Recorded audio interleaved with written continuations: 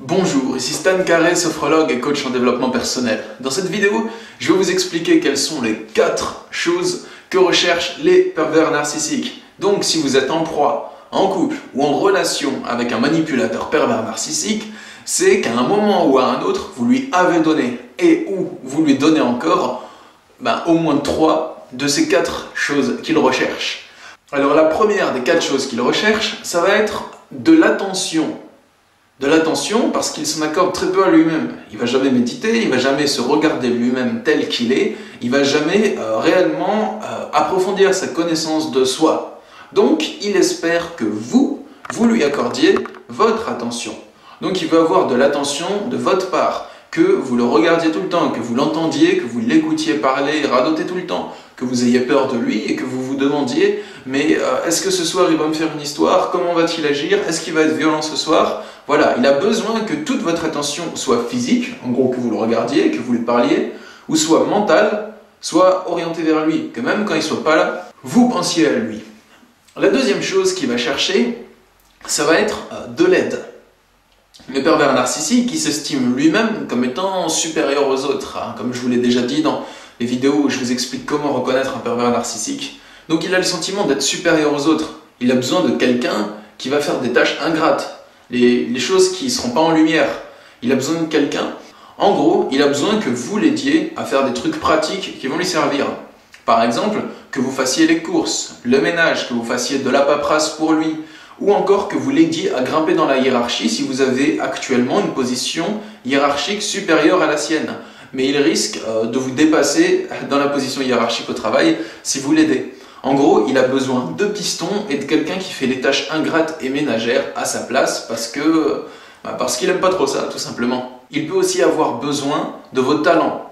De vos talents pour l'aider dans un projet où il a besoin de quelqu'un de talentueux comme vous. En gros, il peut bien vous exploiter et vous siphonner à ce niveau-là. La troisième chose dont il va avoir besoin, ça va être d'un faire-valoir. Un faire-valoir, c'est-à-dire quelqu'un qui peut servir à ce que les autres le regardent. Donc, il a besoin que vous soyez un objet utile pour attirer l'attention des autres sur lui. Je vous explique. Par exemple, il se peut que le pervers narcissique cherche une relation avec une personne qui est belle physiquement. Une personne qui est belle mais qui n'a pas très confiance en elle, donc qui ne se met pas trop en avant. Et donc, lorsqu'il sort et qu'il présente sa femme, ou lorsqu'elle sort et qu'elle présente son copain, ou lorsqu'il sort et qu'il présente son copain, bon bref, on s'en fout. Lorsque le pervers narcissique sort et présente sa victime, il faut que sa victime soit nice looking, qu'elle soit belle, en gros, qu'elle le mette un peu en valeur. Genre, moi, je me trimballe avec une personne comme ça, c'est cool. Mais ça, il vous le dira jamais, hein. Il vous dira que vous êtes une merde. Ou il vous le fera comprendre, en tout cas. Mais il a besoin d'une personne qui attire le regard des autres. Il peut avoir besoin d'un faire-valoir d'une deuxième manière aussi. C'est-à-dire qu'il peut avoir besoin de quelqu'un que les autres voient comme un bourreau. Par exemple, si vous êtes un homme et que vous êtes en couple avec une femme qui est perverse narcissique, elle peut raconter à sa famille que vous la battez, que vous la frappez. Du coup, les autres vont attirer leur regard sur elle, la plaindre, lui dire « Ah, mon pauvre chéri, il est vraiment méchant, comment a-t-il osé? Nous n'aurions jamais deviné ?» et des choses comme ça. Et donc, elle aura de l'attention. Et vous serez son faire-valoir. Le méchant bourreau qui lui fait du mal et les autres viennent la plaindre. Et elle sera contente.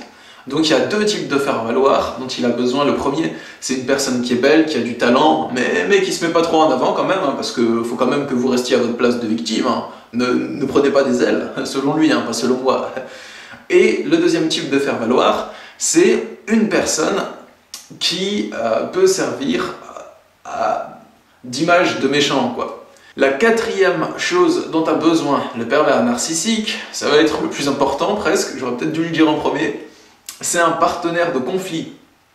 Il n'aime pas la paix, comme vous l'avez peut-être remarqué. Il n'aime pas quand les choses sont calmes, quand les choses sont tranquilles. Il n'aime pas la bonne entente, il n'aime pas quand c'est fluide, quand tout va bien, quand il n'y a pas de complications, quand c'est relax dans la relation. Non, il n'aime pas ça. Le pervers narcissique, lui, il aime le conflit, il aime la bagarre, il aime la violence dans les mots, la confrontation.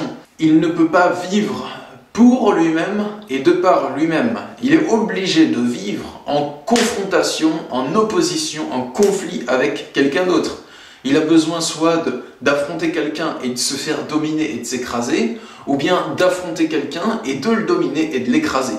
Donc, il veut vivre dans un conflit permanent parce que comme il ne se connaît pas du tout, comme il est vide de l'intérieur, s'il y a la paix, eh bien, il commence à penser et il commence à s'énerver tout seul et à voir qu'il est tout seul avec sa merde, qu'il n'y a personne autour de lui sur qui il peut rejeter la faute de son énervement. Donc, comme il est tout le temps de mauvaise humeur, il a besoin de quelqu'un sur qui il peut rejeter la faute de son énervement et engueuler cette personne en disant « Regarde, tu m'as mis en colère maintenant, tu m'as fait parler pendant des heures, à cause de toi, j'ai telle émotion, à cause de toi, tu m'as fait te frapper avec un marteau. » Non, voilà, j'abuse ou pas, mais il y a moyen qu'ils parlent comme ça. Hein. Ils assument aucunement la responsabilité de leurs actes.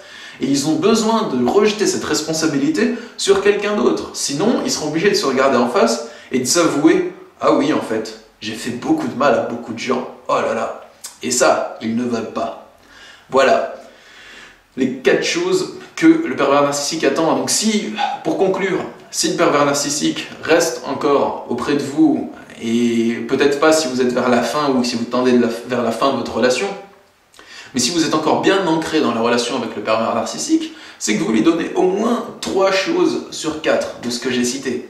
Si vous avez besoin d'aide pour vous en sortir dans une relation avec un pervers narcissique, pour arriver à vous détacher de lui émotionnellement, ou pour arriver à faire en sorte qu'il vous lâche la grappe, je suis disponible en consultation de coaching et de sophrologie, c'est une de mes spécialités.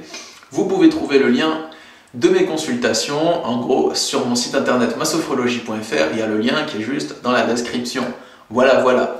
J'espère que cette vidéo vous a plu. Si c'est le cas, vous pouvez vous abonner à ma chaîne pour ne pas manquer les vidéos suivantes. Et vous pouvez vous donner plein d'amour, avoir confiance en vous, parce que vous êtes une belle personne et que quoi que vous soyez, même si vous vous plaisez pas, eh bien vous avez le droit d'être heureux. Voilà, vous avez le droit au bonheur, quoi que vous soyez. D'accord ? Je vous souhaite une belle vie et je vous dis à bientôt. C'était Stan Carré. Au revoir.